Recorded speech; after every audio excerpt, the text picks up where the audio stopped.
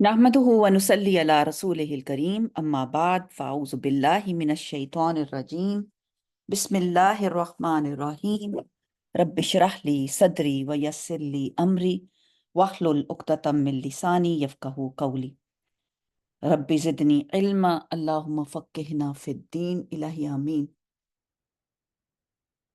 अल्लाहुम्मा जाल अमली कुल्लुहु सालिहा वजालहु लिवजहिका खालिसा वला तजाल लि अहदिन फी शैआ, कि अल्लाह ताला हमें अपने काम के लिए खालिस कर ले, अपने लिए ख़ास खालिस कर ले और इसमें किसी और का हिस्सा ना रख। यानी कि हम बीच में और कोई किसी और की नियत ना करें कि हमारी नियत ही ख़राब हो जाए। हमने किया था 141 तक, माशाल्लाह कुव्वता इल्ला बिल्लाह, हमने मुकम्मल की थी आयात 141 तक। तो आज हम 42 से स्टार्ट करेंगे। 141 आयत थी वलियुमहिसल्लाह, और ताकि खालिस कर ले अल्लाह। और ये जो मैंने अभी दुआ पढ़ी कि अल्लाह ताला हमारे अमाल को खालिस कर ले। वलियुमहिसल्लाहुल्लज़ीना आमनु, ताकि खालिस कर ले अल्लाह ताला अल्लज़ीना, उन्हें जो या उन लोगों को जो आमनु ईमान लाए, व यमहक़ल काफिरीन, और मिटा दे काफिरों को। ईमान बहुत बड़ी दौलत है, ईमान से बढ़कर कोई बड़ी दौलत नहीं।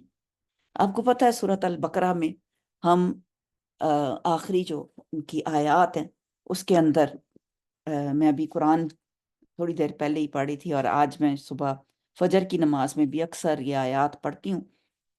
तो ये ईमान ताज़ा करती हैं आखिरी आयत हमेशा। आमनतु बिल्लाहि व मलाइकतिही व कुतुबिही व रुसुली। आप सोचें कि हमारे ईमान का तकाजा क्या होना चाहिए।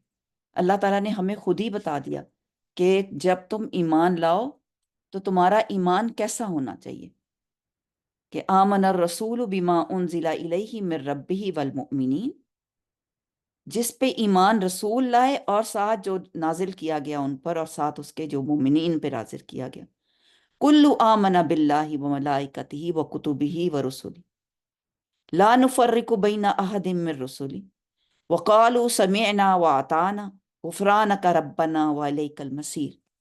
तो बात यह है कि जो ईमान लाएगा, सुभान अल्लाह, और जिसका ईमान अल्लाह ताला पे, अल्लाह ताला की किताबों पर, और ऐसा ईमान जो सहाबा इकराम लाए थे ईमान।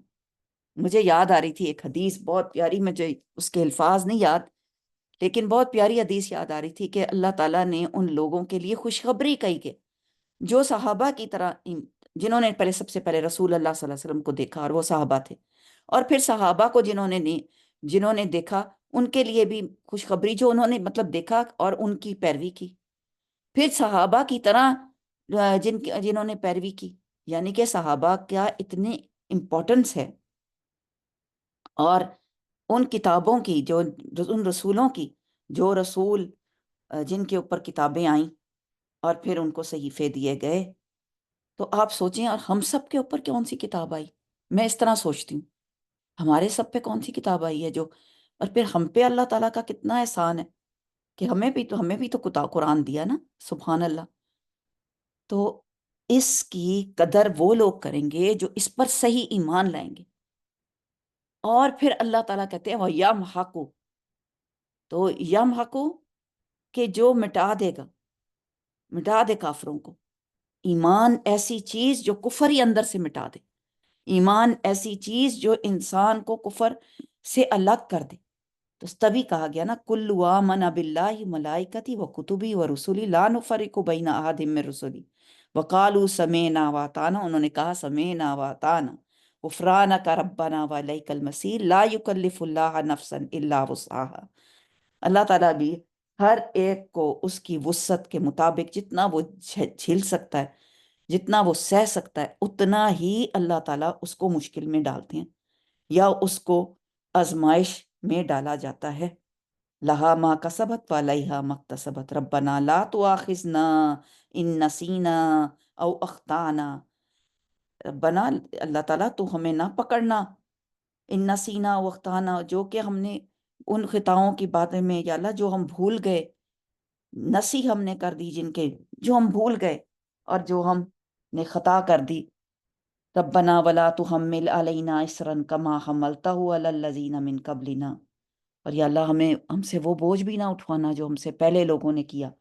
ربنا ولا تحملنا ما لا طاقت لنا بہ، اور اللہ تعالیٰ تو نہ ہم سے اٹھوانا جو اللہ تعالیٰ جو ہم سے نہیں ہم اٹھا نہیں سکتے اس کو. واعف عنا واغفر لنا وارحمنا وانت مولانا فانصرنا علی القوم الکافرین. اور یہاں پہ بھی اللہ تعالیٰ قوم الکافرین کے مقابلے میں فرماتے ہیں اللہ تعالیٰ ہم سے کہ ہماری مدد فرمانا کافر قوم کے پیچھے، کیونکہ کافر قوم ہماری کوئی خیر خواہ نہیں، کافر قوم ہمارے لیے کوئی آسانیاں پیدا کرنے والی نہیں، کافر قوم ہمارے لیے مشکل ہی پیدا کرنے والی ہے ہر حال میں. سبحان اللہ.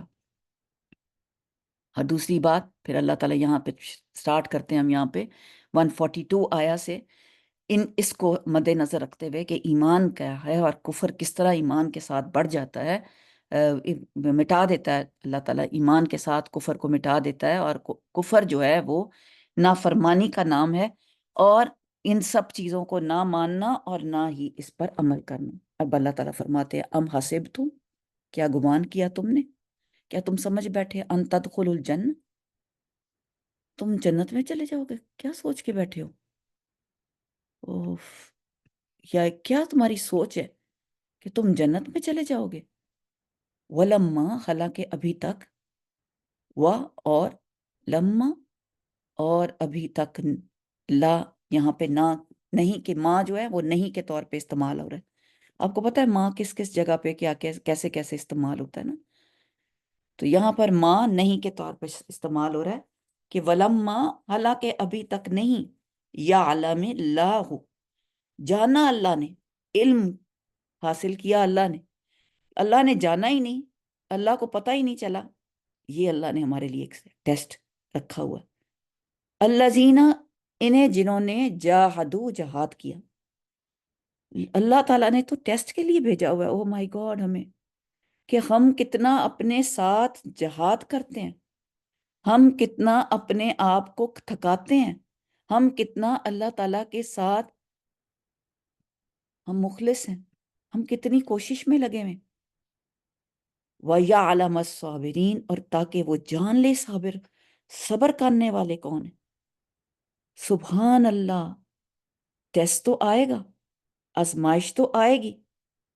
اللہ تعالیٰ جاننا چاہتا ہے کہ ہم میں سے کتنے اس ٹیسٹ پر یا تو صبر کریں گے یا جہاد کریں گے. 2 طریقے ہوتے ہیں ہر امتحان کا. ہر امتحان جو دنیا میں آیا اس کے 2 طریقے ہیں. یا تو اس میں جہاد کرنا ہے، جد و جہد کرنی ہے، جان مال اور کیا بتاؤں، جان مال سے، ہر کوشش سے اور قربانی سے کوشش کرنی ہے. لیکن اگر نہیں کی کوشش، ہار گئے، پیچھے بیٹھے رہے اور اپنے آپ کو مظلوم اور اپنے آپ کو بس یہی سوچتے رہے کہ ہائے ہم پہ کیوں آ گئی ہے مصیبت، ہمیں تو کبھی نہیں آنی چاہیے تھی، ہم تو بڑے نیک ہیں، ہم تو بڑے پاک صاف لوگ ہیں، ہم نے کون سا گناہ کیا. بہت سارے لوگ یہ کہتے ہیں ہم نے کون سا گناہ کیا ہم پہ یہ مشکل آ گئی. اللہ اکبر. اللہ تعالیٰ بندوں کو دنیا میں اس نے بھیجا ہے کہ وہ آزمائے، لوگوں کو آزمانے کے لیے بھیجا. جتنی آزمائش ہوگی اتنی زیادہ اللہ تعالیٰ ہم سے دیکھے گا کہ ہم نے کیا کیا. تو اللہ تعالیٰ فرماتے ہیں ام حسبتم، کیا تم سمجھتے ہو ان کے تدخلو، تم داخل ہو جاؤ گے جنت میں، ولما، اور ابھی نہیں، ولما اور ابھی نہیں، یعلم اللہ، اللہ نے معلوم کیا، اللہ نے جان لیا، الذین، وہ لوگ، جاہدو، جو جہاد کرنے والے ہیں، منکم، تم میں سے، وَيَعْلَمُ، اور معلوم کر لیا اللہ نے یا جان لیا اللہ تعالیٰ نے صابرین کو، صبر کرنے والوں کو. بعض سلف نے اس کا معنی یہ بھی کیا ہے وَلَمَّا يَعْلَمُ اللَّهَ الَّذِينَ جَاهَدُوا، کہ ابھی تک اللہ نے ظاہر نہیں کیا، ان کا کہنا ہے، وہ خود کہتے ہیں کہ اللہ کو تو ماضی، حال اور مستقبل کا تو پتہ ہی ہے، ہر چیز، ہر بات کا علم ہے، لیکن اللہ تعالیٰ نے ابھی ان کو ٹیسٹ نہیں کیا، اللہ نے ان کو جانا نہیں۔ یہ جاننا جو یہاں پر استعمال ہوا ہے وہ اس کا معنی ہے کہ ابھی اللہ نے ان کو اس ٹیسٹ میں نہیں ڈالا، یا اس سے ملتے جلتے الفاظ جیسے اللہ تعالیٰ کہتے ہیں کہ حقیقت یہ ہے کہ اللہ تعالیٰ کی صفات ایکچولی ازلی بھی ہے، اور کچھ مثلاً اللہ تعالیٰ پیدا کرتا ہے، اللہ سنتا ہے، اللہ جانتا ہے، یہ ساری اللہ تعالیٰ کی صفات ہیں، ٹھیک ہے۔ اب جیسا کہ اللہ تعالیٰ نے یہاں پہ فرمایا کہ اللہ تعالیٰ جانتا ہے، یعلم اللہ الذین جاہدوا، وہ جانا اللہ تعالیٰ نے، یعنی کہ آلریڈی اس کو پتہ ہے، لیکن جب وہ ایک ٹیسٹ میں ڈالتا ہے انسان کو تو وہ جاننا چاہتا ہے کہ اب انسان کیا کرتا ہے وہ، کیونکہ اس کو اختیار ہے اس چیز کا۔ جیسے اللہ تعالیٰ سورۃ الرحمن میں آتا ہے نا، کل یوم ہوا فی شان، ہر دن وہ ایک نئی شان میں، تو خالق تو وہ ہے ہی، اور اس کی شان بھی ہر روز نئی ہے، مگر جب وہ کوئی چیز پیدا کرے گا تو اس چیز کی جو تخلیق ہے اس وقت وجود میں آئے گی، اس وقت اس کی شان کیا ہوگی، یعنی جب وہ اللہ تعالیٰ دے گا کوئی ٹیسٹ کسی کو، اس وقت کیا اس انسان کی کیفیت ہوگی۔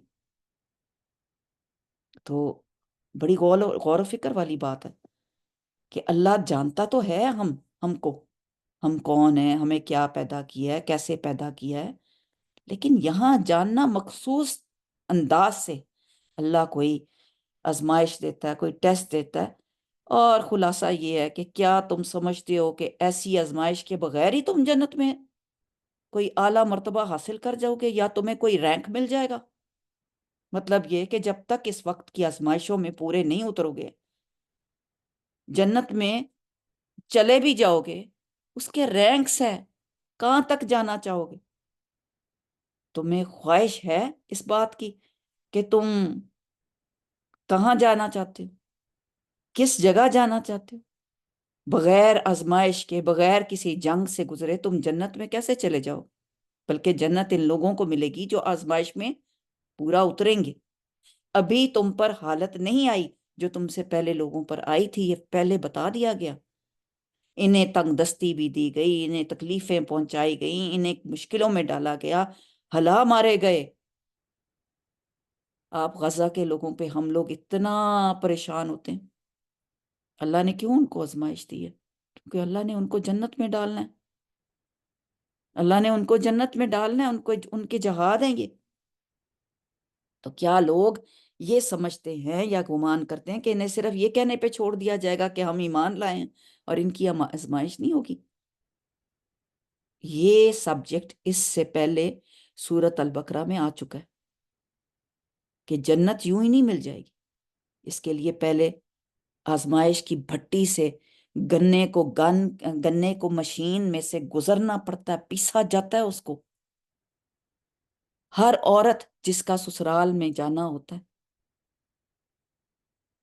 آپ لوگوں میں سے کتنے لوگ میرڈ ہیں؟ سمن آپ میرڈ ہیں، سلمہ تو میرڈ ہے ماشاءاللہ، فرا میرڈ ہے، اور مبین نئی آئی ہیں، کوئی نئی آج اسٹوڈنٹ ہے میری، تو سبحان اللہ۔ نہیں نہیں میں ہما مبین۔ اچھا ہما مبین، اچھا اچھا جی اچھا، جی۔ الحمدللہ۔ اب دیکھیں ہم سب میرڈ ہیں، ہم نے اپنی لائف میں کچھ نہ کچھ مشکلیں آئیں نا، آپ نے کیا کیا ایک لائن میں مجھے بتائیں گے؟ کوئی بتا سکتا ہے اپنی کوئی ایک مشکل جو اس نے اپنی حل کی ہو اور پھر اس کو اللہ تعالیٰ نے عزت دی ہو؟ ہر ایک کو کرنی پڑی ہے، ہر کوئی قربانی دیتا ہے، کوئی اچھا کھانا پکاتا ہے، کوئی خدمت کرتا ہے، کوئی ساس سسر کی خدمت کر کے آگے جاتا ہے۔ میں اپنے گھر میں اس لیے بسی ہوں، کوئی نہ کوئی وجہ ہوتی ہے، میں اپنے گھر میں اس لیے بسی تھی کہ میرے سسر بہت اچھے تھے، وہ ہر بات کو درگزر کر دیتے تھے، وہ وہیں مٹا دیا کرتے تھے۔ کچھ گھر میں ایسے بڑے ہوتے ہیں جو کہ انسان کو آگے بہت آگے تک لے جاتے ہیں. ان کی استقامت، ان کا صبر آپ کو کھڑا کر دیتا ہے، اور پھر آپ کے اندر وہ صفات پیدا ہوتی ہیں. اور ضرور سوچا کریں کہ ہم ایک جنگ میں تو نہیں ڈالے جاتے، ہمیں کوئی یہ تو نہیں کہا جاتا کہ تو جاؤ پھر مسلمانوں کے لیے جنگ میں لڑو. ہم اپنی آزمائشوں سے ہی جنگ کر رہے ہوتے ہیں. کچھ لوگ اپنی بیماریوں سے جنگ کر رہے ہوتے ہیں. تو یہ جو میدان جنگ ہے جو ہمیں دیا جاتا ہے اپنی زندگی میں، یہ جو بھٹی ہے جس پہ ہمیں سے گزارا جاتا ہے، یہ آزمایا جائے گا. اور وہاں پر ہمیں استقامت، صبر اور درگزر اور اصلاح، ان سب کا مظاہرہ کرنا ہے، اچھے اخلاق کا مظاہرہ کرنا ہے. تب ہم جا کے کہیں ایسی جگہ پہنچیں گے کہ اللہ تعالیٰ شاید ہماری بخشش فرما دے. کیونکہ یہ آسان نہیں ہے، یہ بخشش آسان نہیں ہے. جنت کے جن اعلیٰ درجے مقامات پر اللہ تعالیٰ ہمیں پہنچانا چاہتا ہے، ہمیں دیکھنا چاہتا ہے. اللہ تعالیٰ تو بہت محبت کرتا ہے نا ہم سے. ہم اپنی اولاد کو کہاں دیکھنا چاہتے ہیں، آپ بتائیں؟ ہم نے تو ان کو بنایا بھی نہیں، اللہ نے ہمیں خود دیا. تو ہم جیسے اللہ تعالیٰ کے اس مقامات پر اللہ تعالیٰ اپنے بچوں کو دیکھنا چاہتے ہیں، تو اللہ تعالیٰ بھی ہمیں وہاں پہنچانا چاہتے ہیں. تو اللہ تعالیٰ ہمارے امتحان لے کر یہ دیکھنا چاہتے ہیں کہ یہ کون ہے، یہ کیا کرتا ہے، یہ کیسے ریاکٹ کرتا ہے. وَلَنَبْلُوَنَّكُمْ أَيُّكُمْ أَحْسَنُ عَمَلًا. تو یہ بات بہت پتے کی ہے.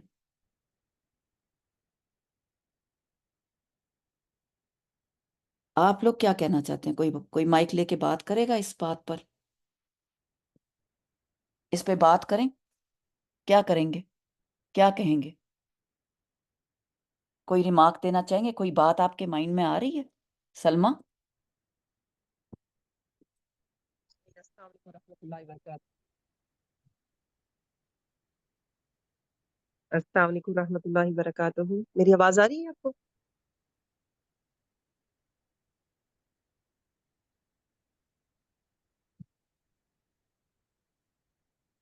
جی السلام علیکم ورحمۃ اللہ وبرکاتہ. آپا میری آواز آ رہی ہے آپ کو؟ جی جی، وعلیکم السلام ورحمۃ اللہ وبرکاتہ. جی جی کیسی ہیں آپ؟ الحمدللہ الحمدللہ. آپ بتائیں. جی آپ کے الحمد مائنڈ للہ میں کیا آ رہا تھا؟ اللہ تعالیٰ نصیب کرے ہمارے جو ساس سسر امی ابو، میری تو شادی کو جو 22 تھی، میری امی کا تو انتقال ہوا تھا. میں نے تو اپنے ابو کو دیکھا نہیں.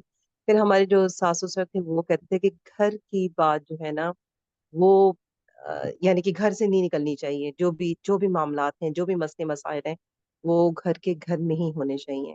شاباش. اس ٹائم ہم لوگ وہ جو تھے نا وہ سنتے تھے، اور پھر ہماری پوری کوشش ہوتی میری، کیونکہ میں گھر میں بڑی تھی، یہ سب سے بڑے بھائی ہیں، تو اور یہ ہول فیملی میں سب سے بڑے ہیں نا. میری یعنی کہ میری کوئی جیٹھانی نہیں ہے، میں سب کی ہوں ہوں. اس طریقے سے.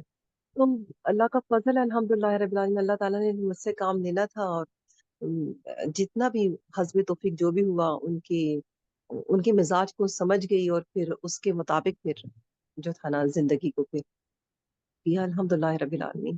اچھا تو جی. اور وہ حقیقت ہے کہ واقعی گھر کی بات باہر سے نکل، جب آپ اپنے گھر میں اپنی باتوں بالکل پہ صحیح رکھو بات گی ہے. تو ہر چیز یہ بہت اچھا پوائنٹ ہے. اور جی یہ صبر کا پہلا سٹیپ ہے کہ آپ بالکل اندر ہی ایسے ہی گھونٹ پی جائیں. صبر کا گھونٹ بالکل. اندر ہی پی لیں. Very good. اب میں اس میں سے مکی دور میں مسلمانوں پر جو اس کے متعلق اب میں آپ کو ایک واقعہ سنانے لگی ہوں کہ مسلمانوں پر قریش مکہ کی طرف سے بہت ظلم ہوتا تھا نا، اور بہت زیادہ مصائب تھے، اور بہت مشکلیں ڈالی جاتی تھی. تو حضرت خباب بن ارات ان مصائب سے کچھ گھبرا سے گئے، اور چاہا کہ جا کر رسول اللہ صلی اللہ علیہ وسلم سے پوچھتا ہوں کہ جس وقت کی آپ بشارت سناتے ہیں اور آپ جب خبریں دیتے ہیں کہ تمہیں جنت ملے گی اور تمہیں یہ ملے گا، ذرا سوچنے والی بات ہے. اب تو وہ کب آئے گی؟ چنانچہ وہ خود اس کو خود بیان کر رہے ہیں، خود راوی ہیں اس کے، کہ میں رسول اللہ صلی اللہ علیہ وسلم کے پاس آیا اس وقت آپ کعبہ کے سائے میں ایک چادر پر تکیہ لگائے بیٹھے تھے۔ اس زمانے میں ہم مشرک لوگوں سے سخت تکلیفیں اٹھا رہے تھے۔ میں نے آپ سے عرض کیا، آپ اللہ تعالیٰ سے ان مشرکوں کے لیے بد دعا کیوں نہیں کرتے؟ کیا کہا انہوں نے کہا کہ آپ ان کے لیے بد دعا کیوں نہیں کرتے جو آپ کو ظلم دے رہے ہیں۔ اب یہ آپ اپنی سوچیں سچویشن کہ ہمیں لوگوں سے تکلیفیں پہنچ رہی ہیں، ہم لوگوں کی باتیں سن رہے ہیں، ہم ان کو بد دعا کیوں نہیں دیتے؟ یہ سنتے ہی آپ تکیہ چھوڑ کر سیدھے بیٹھ گئے آپ صلی اللہ علیہ وسلم، اور آپ کا چہرہ غصے سے سرخ ہو گیا اور فرمایا، تم سے پہلے ایسے لوگ گزر چکے ہیں جن کے گوشت اور پیٹوں میں ہڈیوں تک لوہے کی کنگھیاں چلائی جاتی تھیں، مگر وہ اپنے سچے دین سے پھرتے نہیں تھے۔ وہ آرا ان کے سر کے درمیان رکھ کر چلا دیا جاتا، ان کے دو ٹکڑے کر دیے جاتے، مگر وہ سچے دین سے نہیں پھرتے تھے۔ اللہ ایک دن اس کام کو ضرور پورا کرے گا۔ سبحان اللہ۔ اور یہ ایک اور روایت میں یہ الفاظ آتے ہیں، مگر تم لوگ تو جلدی مچا رہے ہو، مطلب تم جلدی جانا چاہتے ہو۔ گویا رسول اللہ صلی اللہ علیہ وسلم نے بھی حضرت خباب بن ارات کو صبر اور استقلال اور ثابت قدمی کا وہی سبق سکھایا جو اس آیت میں مسلمانوں کو سکھایا جا رہا ہے۔ کیا بات ہے! بات یہ ہے کہ ایسے جنت نہیں ملے گی، صبر کرنا پڑے گا۔ فرمایا نیکسٹ آیت میں، وَلَقَدْ كُنْتُمْ تَمَنَّوْنَ الْمَوْتَ، اور البتہ تحقیق تھے تم تمنا کرتے۔ تمنونا، میم نون نون، من کیا ہے؟ جو دل میں آئے بات۔ تم تمنا کرتے ہو موت کی، من قبل ان تلقوہ، اس سے پہلے کہ تم ملو اسے۔ ابھی تو ملاقات ہی نہیں ہوئی موت سے، اس سے پہلے کہ تم موت شہادت کی آرزو کیا کرتے تھے، تم کہتے تھے کہ ہمیں موت آ جائے، ہم جنگ لڑیں۔ فَقَدْ رَأَيْتُمُوهُ وَأَنْتُمْ تَنْظُرُونَ، پس تحقیق دیکھ لیا تم نے اسے اور تم دیکھ رہے تھے۔ اس آیت میں غزوہ بدر کا ایک دوسرا منظر پیش کیا گیا ہے۔ مسلمان شروع میں شکست سے دوچار ہوئے تھے اور صحابہ غزوہ بدر میں شرکت سے محروم رہ گئے تھے۔ تو جو بدر کے شہید تھے، شہدائے بدر کے، وہ ان کے فضائل سن سن کر تمنا کیا کرتے تھے کہ اگر پھر اللہ نے ایسا موقع فراہم کیا تو ہم اللہ کی راہ میں جان دے کر شہادت پا لیں گے۔ مشورہ کیا گیا تو مشورے کے وقت ایسے ہی صحابہ نے زور دیا کہ جنگ مدینہ سے باہر کھلے مدینے میں میدان میں لڑنی چاہیے، لیکن جب شکست ہوئی، ہار گئے، تو ایسے صحابہ میں سے بھی کچھ لوگ بھاگ نکلے۔ اس آیت میں لوگوں سے خطاب ہے کہ جو چیز تم چاہتے تھے وہی تمہیں پیش آئی ہے، اب پیچھے ہٹنے کا کیا مطلب ہے؟ اس سلسلے میں ایک اور بات سمجھ میں آتی ہے کہ اللہ تعالیٰ فرماتے ہیں کہ دشمن سے اگر مڑ بھیڑ ہو گئی ہے، اگر تم اس کے ساتھ تمہارا آمنا سامنا ہو گیا ہے، تو ایک تو بھاگو نہیں، اور نمبر ون کے اس کی تمنا بھی مت کرو، جنگ کی تمنا مت کرو کہ دشمن تمہارے سامنے آئے، اس کی تمنا مت کرو، اور جب ایسا موقع آ جائے تو پھر ثابت قدمی دکھاؤ۔ اور اس سے بہت بہت پیاری باتیں سمجھ میں آتی ہیں کہ اللہ تعالیٰ فرما رہے ہیں کہ تم کسی سے جھگڑے کی، کسی کے دشمن کے ساتھ لڑنے مرنے کی تمنا مت کرو، کیونکہ بہت تھوڑے لوگ ہیں جو ثابت قدم رہتے ہیں، کہ تم دشمن سے بجائے لڑنے کی اللہ سے عافیت طلب کرو، کیونکہ بات جاننے والی یہ ہے کہ جنت تلواروں کے سائے تلے ہے، ہمیشہ مشکل سے گزرنا پڑے گا۔ اور یہاں پہ جو آ رہا ہے نا، رَأَيْتُمُوهُمْ وَأَنْتُمْ تَنْظُرُونَ، دونوں کے ایک ہی معنی یعنی دیکھنے کے ہیں، تاکید کی جا رہی ہے۔ مبالغے کے لیے دو الفاظ آئے ہیں یہاں پر، یعنی تلواروں کی چمک، نیزوں کی تیزی، تیروں کے یلغار اور جان بازوں کی صفرائی میں تم نے موت کو خوب قریب سے دیکھا ہے، دیکھ لیا تم نے اسے، اور تم دیکھ رہے ہیں۔ تم دیکھ رہے تھے، یعنی کہ جب تم موت کو سامنے دیکھ رہے ہو، تمہیں موت نظر آ رہی ہے، تو یہ موت جو ہے یہ اللہ تعالیٰ نے، کیونکہ اس کا مطلب پھر سے دوبارہ سے پڑھتی ہوں کہ بے شک تم تو موت کی تمنا کرتے تھے اس سے پہلے کہ اسے ملو، تو بلا شبہ تم نے اسے اس حال میں دیکھ لیا کہ تم آنکھوں سے دیکھ رہے ہو۔ یہاں موت کے معنی جنگ یا شہادت ہے۔ جن لوگوں کو جنگ بدر میں حاضری کا موقع نہیں ملا تھا، وہ تمنا کیا کرتے تھے کہ دشمن کے مقابلے کا موقع ملے تو ہم بھی شہداء بن جائیں، ہم بھی شہید ہو جائیں، بدر کا درجہ حاصل کر لیں۔ مگر جب جنگ احد میں موقع ملا تو دشمن کی اچانک حملے کی وجہ سے بھاگ گئے، ثابت قدم نہ رہے۔ تو ہم بھاگ جائیں، ہم کسی چیز سے بھی بھاگ جائیں، ذرا بھی عورتوں کو مشکل آ جائے سسرال والوں میں، یا تو میں بس اب میں طلاق لے لینی ہے، میں نے اب چلے جانا ہے، میں نے اب بھاگ جانا ہے یہاں سے۔ مردوں میں سے کوئی بھی لڑکی کی کوئی چیز ایک پسند نہ آئے لڑکے کو، اس کو میں نے طلاق دینی ہے، یہ مجھے اس کی شکل نہیں پسند، مجھے اس کا یہ نہیں پسند، یہ آج کل کا طریقہ ہو گیا، کھانے پینے کی چیزیں بنا لی ہیں زندگی کو۔ بات یہ ہے کہ تمنا ہم کرتے ہیں، جیسے شادی کی تمنا ہم کرتے ہیں، اسی طرح یہاں پہ جنگ کی تمنا ہمیں کیے جا رہی ہے۔ ہم زندگی میں دیکھ لیں، ہم اچھے گھر کی تمنا کرتے ہیں کہ ہمیں اچھا گھر ملے، ہم چاہتے ہیں کہ ہمیں اولاد ملے،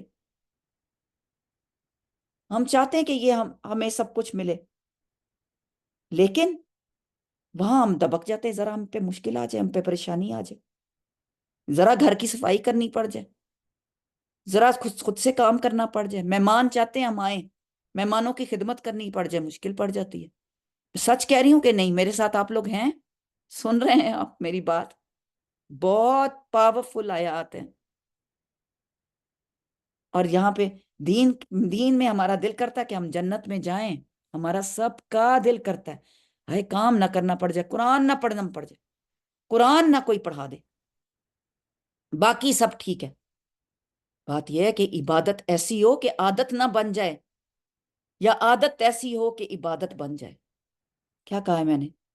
مثال کے طور پہ آپ کو عادت ہے، آپ کو اچھی عادت ہے صفائی کرنے کی، اب آپ اچھی عادت کر رہے ہیں، اچھی عادت آپ کی ہے، اچھی سب صفائی کرتے ہیں، آپ اچھے اخلاق والے ہیں، آپ کسی کی مدد کرتے ہیں، اب وہ آپ کی عادت جو ہے وہ اللہ کی خاطر ہو جائے گی، تو وہ پھر عادت نہیں رہے گی، وہ پھر عبادت بن جائے گی۔ اور جو آپ کی عبادت ہے، اگر وہ آپ بہت پیارے طریقے سے کریں گے، کل مجھے کسی سے ملنے کا اتفاق ہوا، وہ کہنے لگی میں قبرستان میں گئی ہوں، اور قبرستان میں میں بیٹھی تھی تو میں یہی کہہ رہی تھی کہ دنیا کی جو مرضی کچھ ہو جائے، اپنی عبادت ٹائم پہ کریں، اپنی عبادت کو ٹائم دیں، کیونکہ آپ کی قبر میں کوئی اور نہیں جائے گا۔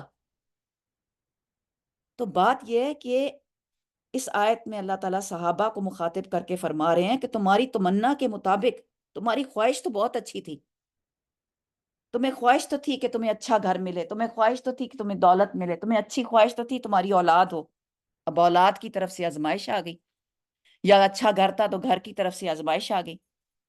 اب جب وہ آزمائش آ گئی، تمنا تو بہت اچھی تھی، اب یہ موقع آ گیا تو کہ تمہاری آزمائش آ گئی، تو تمہیں چاہیے کہ پھر پوری ہمت کے ساتھ دشمن کا مقابلہ کرنے کے لیے کھڑے ہو جاؤ۔ دین کا آنا آسان نہیں ہے، دین کا سمجھنا آسان نہیں ہے۔ وَلَقَدْ كُنْتُمْ تَمَنَّوْنَ الْمَوْتَ، کہ حقیقت تو یہ تھی کہ تم تمنا کرتے تھے موت کی، من قبل ان تلقوہ، اس سے پہلے کہ تم اس سے ملاقات کرو، تمہیں پہلے ہی تمنا تھی کہ ہمیں یہ چیز مل جائے۔ تمنا تو ہماری بہت اونچی ہیں، ہم تمنا تو کرتے ہیں ہمیں شہادت مل جائے، دل تو کرتا ہے کہ ہم مر جائیں گے۔